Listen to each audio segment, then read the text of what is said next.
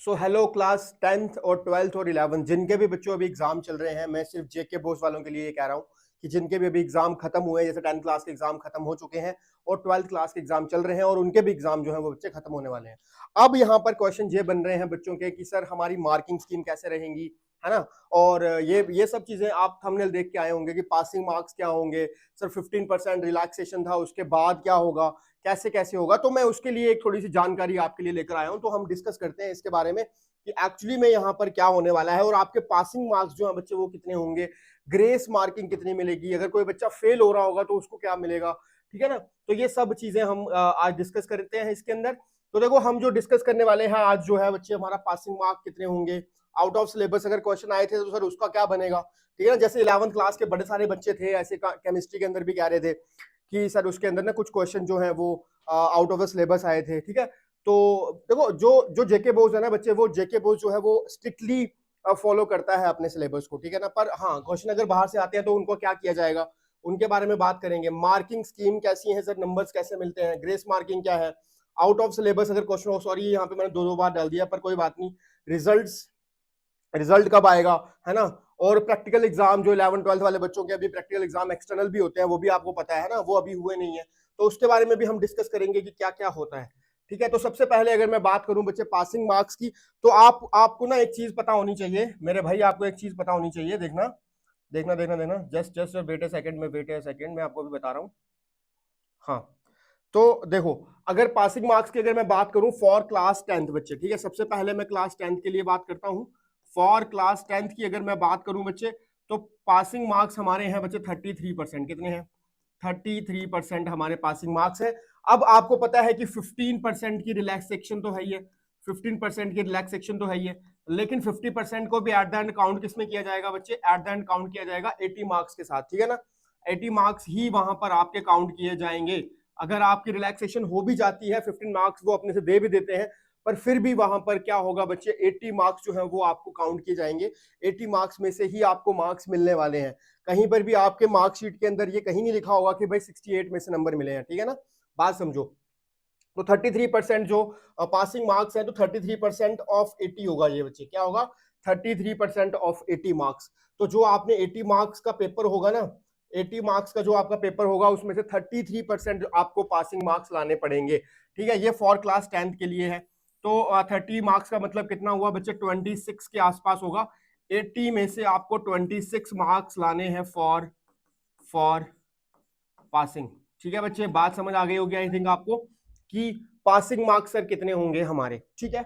चलो, ये हो गया किसके लिए बच्चे क्लास 10th के लिए। अब मैं बात करता हूं फॉर क्लास 11th और 12th के लिए। सर 11th और 12th का क्या हिसाब किताब है, उसके बारे में अगर बात कर दी जाए तो वहां पर बच्चे काउंट ऐसे ही होगा। तो 36% आपको मार्क्स चाहिए, 36% फॉर पासिंग। अब डिपेंड ये भी करता है, आप देखो, आप ये भी देखो कि डिपेंड ये भी करता है कि सर हमारे ना कुछ पेपर होते हैं जो कि 70 मार्क्स के होते हैं, ठीक है ना। कुछ पेपर होते हैं 70 मार्क्स के एंड कुछ होते हैं बच्चे 80 मार्क्स के, पता है सबको ये चीज, है ना। तो आपको इसी चीज को ध्यान रखते हुए चलना है कि अगर 70 नंबर का पेपर भी है, ठीक है, तो भी आपको 36% चाहिए, अगर 80 का भी है तो भी 33% चाहिए। लेकिन लेकिन लेकिन एक्सेप्ट इंग्लिश की मैं बात करूंगा, एक्सेप्ट इंग्लिश की मैं बात करूंगा। इंग्लिश में कहानी अलग है बच्चे। इंग्लिश का जो पेपर होगा उसमें आपको 33% ही नंबर चाहिए पास होने के लिए, ठीक है। बाकी सब में आपको 36% चाहिए। ये आपको सामने पता होना चाहिए कि आप कितना एग्जाम करके आए हैं, डज मैटर, उसके ऊपर बहुत ज्यादा फर्क डालेंगी ये चीजें, ठीक है। अगर मैं इसकी बात करूं 36% के मार्क्स पासिंग मार्क्स की 70 आउट ऑफ, तो मैं कुछ ऐसे बात करूंगा कि 28 या 27 के आसपास कुछ नंबर बन रहे होंगे 70 में से, ठीक है ना। इतने पासिंग मार्क्स आपको चाहिए। और अगर मैं 80 की बात करूं तो यहाँ पर कुछ 70 में से 28 के आसपास, 29 के आसपास कुछ ऐसे ही नंबर बन रहे होंगे, लेट सपोज आप ऐसे मान के चलो, ठीक है। 70 में से अगर मैं बात, देखो मैं परसेंटेज निकाल नहीं रहा हूँ यहाँ पर ना, तो इसीलिए आपको थोड़ा सा ये चीज समझनी पड़ेगी। परसेंटेज आप निकाल भी सकते हो, तो मतलब इतने कुछ नंबर आपको चाहिए होंगे, ठीक। उसके बाद अगर मैं बात करूं इंग्लिश के लिए, तो सर इंग्लिश के लिए फिर से वो इंग्लिश का पेपर बच्चे कितने नंबर का होता है, 80 मार्क्स का होता है सर। अगर ये 80 मार्क्स का होता है तो सिंपल सी बात है, 80 मार्क्स 33% ऑफ 80 मार्क्स कितना हुआ, 33% ऑफ 80 मार्क्स कितना हुआ, फिर से वही जितना हमने ऊपर लिया था, 26 जो है वो हमको नंबर चाहिए होंगे इंग्लिश में पास होने के लिए। ठीक है, ये आपको पासिंग मार्क्स के बारे में पता चल गया होगा कि जो जेके बोस की जो स्कीम है एग्जैक्टली में नंबर कैसे दिए जाएंगे, ये उसके बारे में है बच्चे। ठीक है, ओके, बहुत बढ़िया। अगर आपको ये चीज समझ आ गई है, पासिंग मार्क्स के बारे में हमने डिस्कस कर लिया है। और अगर अगर अगर आप किसके बारे में बात करते हैं, आउट ऑफ सिलेबस के बारे में बात करते हैं कि सर कुछ क्वेश्चंस ऐसे थे जो आउट ऑफ सिलेबस थे, उनका क्या किया जाएगा। तो बच्चे क्या होता है ना, बहुत सारे बच्चों ने भी, बहुत सारे इंस्टीट्यूशंस ने भी, हमने भी ऐसे क्या किया होता है कि हमने टैग किया होता है कि भाई जेके बोस के जो भी हेड होते हैं उनको हमने मेल डाली हुई होती है। तो उस जो भी क्वेश्चन लगता है हमको कि आउट ऑफ सिलेबस थे, है ना, वैसे उसी की बात कर रहा हूँ। तो अगर हमने वो चीज करी है, लेट सपोज अगर हमने उसको चीज करा है, ठीक है, मैंने तो मेल डाल दी हुई है, मैंने मेल डाल दी हुई है, मैं आपको दिखा भी दूंगा। ठीक है, तो आप देखो इसको, अगर आउट ऑफ सिलेबस कोई क्वेश्चन आए हुए हैं बच्चे, तो क्या करना है, आउट ऑफ सिलेबस वाले क्वेश्चन को जेके बोस क्या करेगा बच्चे, रिव्यू करेगा एंड देन चेक करेगा कि क्या ये सच में सिलेबस में था कि नहीं था। ठीक है, अगर सिलेबस में था तो क्या होता है, जैसे ना सीबीएसई की अगर मैं बात करता हूं, आपको पता नहीं होगा शायद, सीबीएसई में एक बहुत अच्छी चीज होती है, सीबीएसई में एक चीज होती है कि अगर आउट ऑफ सिलेबस क्वेश्चन बनता है, आउट ऑफ सिलेबस का मतलब समझना, अब जैसे आप सोच रहे होंगे कि सर अभी तो इतना टफ क्वेश्चन बनते हैं, वो तो बुक में भी नहीं होते हैं, मैं वो नहीं कह रहा हूं, वो तो एप्लीकेशन बेस्ड है बच्चे, वो एप्लीकेशन बेस्ड होते हैं। मगर मैं कह रहा हूं कि out of syllabus, let suppose कि अगर आपको कुछ कोई चैप्टर जो है वो बुक में दे रखा है, पर आपको क्वेश्चन डाल दिया गया, जैसे सॉलिड, जैसे मैं केमिस्ट्री की बात करता हूं, ठीक है, केमिस्ट्री के अंदर एक सॉलिड स्टेट करके चैप्टर था क्लास 11th में, अगर आपको इस टाइम पे सॉलिड स्टेट का क्वेश्चन आ जाता है सीबीएसई के अंदर, ठीक है, और अगर आप सिर्फ उसको अटेम्प्ट भी करके आते हो, क्या करके आते हो, सिर्फ उसको आप अटेम्प्ट भी देते हो, तो भी उसकी आपको ग्रेस मार्किंग मिलती है। ठीक है, तो भी आपको उसकी ग्रेस मार्किंग मिलती है सिर्फ अटेम्प्ट करने से भी। लेकिन जिसने नहीं किया होता उसको फिर छोड़ देते हैं, वो उसको कोई नंबर नहीं मिलते उसको। ये सीबीएसई का कुछ पैटर्न है, ये अगर आपको नहीं पता है तो कोई बात नहीं। पर इसमें आप देखो, इसमें भी रिव्यू किया जाएगा, चेक किया जाएगा, अगर वो निकला, अगर वो आउट ऑफ सिलेबस निकला, तो आपको इसके अंदर बच्चे कुछ मार्किंग जो है वो दे दी जाएगी। ठीक है, कुछ मार्किंग जो है वो दे दी जाएगी। ठीक, चलो नेक्स्ट बात करते हैं। तो मार्किंग स्कीम जो है वो कैसे होंगी, मार्किंग स्कीम का कैसे रखा गया होगा जेके बोस ने, कि किस तरह से जो मार्किंग स्कीम है, किस तरह से नंबर जो है प्रोवाइड होंगे, ये शायद मैं आपके साथ डिस्कस कर ही चुका हूं,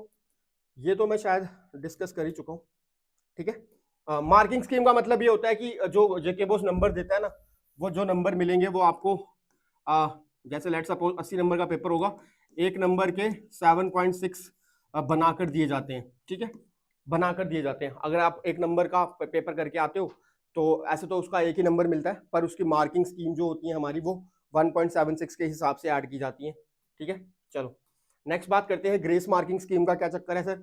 ग्रेस मार्किंग की बात करूं अगर मैं बच्चे, तो फॉर क्लास 10th के लिए हमारे जो ग्रेस मार्क्स मिलते हैं वो 6 मार्क्स होते हैं। ये किसके लिए होते हैं बच्चे, ये उन बच्चों के लिए होते हैं जो बच्चे पास भी नहीं हो पा रहे, जो बच्चे फेल हो जाएंगे। ठीक है, उनके लिए है ये। उनको 6 मार्क्स जो होते हैं वो गवर्नमेंट देती है, गवर्नमेंट नहीं बोलूंगा मैं, जेके बोस की बात करूंगा। जेके बोस जो है वो देती है 6 मार्क्स, किसके लिए, कि ताकि बच्चा जो है वो पास हो सके, एटलीस्ट पास हो सके।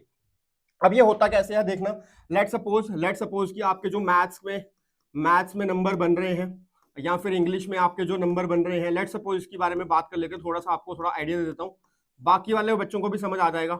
ठीक है ना, बाकी वाले बच्चों को भी इसमें समझ आ जाएगा। लेट सपोज देखना तरीका समझना कैसे ये मार्क्स मिलते हैं। अगर अगर अगर अगर आपके मैथ्स में आप पास हो, लेट सपोज कि आप मैथ्स में पास हो, तो आपको सर इसके अंदर पास होने के लिए कितने नंबर चाहिए, 0। क्यों, क्योंकि आप तो पास हो चुके हो, बात समझ लो ना, पास हो चुके, इसमें कोई नहीं चाहिए। मान के चलो कि इंग्लिश आपकी फेल हो चुकी है, लेट सपोज आपके 2 नंबर कम हो रहे हैं, इसमें कितने कम हो रहे हैं, 2 नंबर कम हो रहे हैं पास होने के लिए। ठीक है, मान ली बात। तो अगर हिंदी में भी ऐसा ही हो रहा है, 3 नंबर जो है इसमें कम हो रहे हैं, और एसएसटी जो है वो आपकी पास है, लेट सपोज ये मैथ पास है, एसएसटी आपके पास है, तो इसमें 0 नंबर चाहिए। और इसमें साइंस में 1 नंबर की जरूरत है, पास होने के लिए। ठीक है, जैसे मैंने आपको बताया था कि 26 कम से कम नंबर चाहिए होते हैं पास होने के लिए 33% ऑफ 80 का, है ना। मान के चलो कि आपके 25 आ रहे हैं, 26 नहीं आ रहे, 25 आ रहे हैं, 1 नंबर चाहिए पास होने के लिए। तो देखो जेके बॉस क्या करता है, इनको काउंट करता है, तो इनको काउंट करके क्या होगा बच्चे, 0 2 3 0 और 1, आप इनको ऐड करोगे तो कितने नंबर बनेंगे बच्चे? 6 बनेंगे, है ना। तो यही 6 नंबर को अब ऐड किया जाएगा जहां पर भी आपको वो कम लग रहे होंगे, जहां पर भी आपके वो थोड़े से नंबर कम होंगे। ये जो जो बच्चे पास हो गए हैं उनको नहीं मिलते ग्रेस मार्क, ये बस उनको मिलते हैं जो फेल हो रहे होते हैं। ठीक है बच्चे, किसी सब्जेक्ट के अंदर अगर बच्चा फेल हो रहा है, पर हाँ अगर ऐसा हो जाए कि सर ये जो 6 नंबर है मेरे 6 बन रहे हैं, पर इसके अलावा भी अगर कोई प्रॉब्लम हो रही है, अलावा मतलब क्या, लेट सपोज कि साइंस में 1 नहीं 2 चाहिए थे, ठीक है, तो आप यहां पर रिपेयर कहलाओगे, यहां पर भी रिपेयर कहलाओगे और यहां पर भी रिपेयर कहलाओगे, बिकॉज ये ग्रेस मार्किंग से बच्चे आप पास नहीं हो पाए। ठीक है ना, ऐसा नहीं है कि ये वाले 6 नंबर सर उनको उसमें दे देने चाहिए, फिर इसके अंदर एक बचेगा तो एक ही सब्जेक्ट फेल होगा, ऐसा नहीं है, फिर सारे रिपेयर होंगे, फिर सारे रिपेयर कहलाएंगे। ठीक है ना, इसको याद रखना। ठीक है, तो 10th क्लास के लिए मैंने आपको कितने बता दिए बच्चे? 6 मार्क्स है। और for class 11th and 12th के लिए क्या होगा? For class 11th and 12th के लिए 5 मार्क्स ग्रेस मिलते हैं। कितने मिलते हैं बच्चे? 5 मार्क्स जो है इसके अंदर ग्रेस मिलते हैं। समझा दिया मैंने आपको किस तरह से होगा।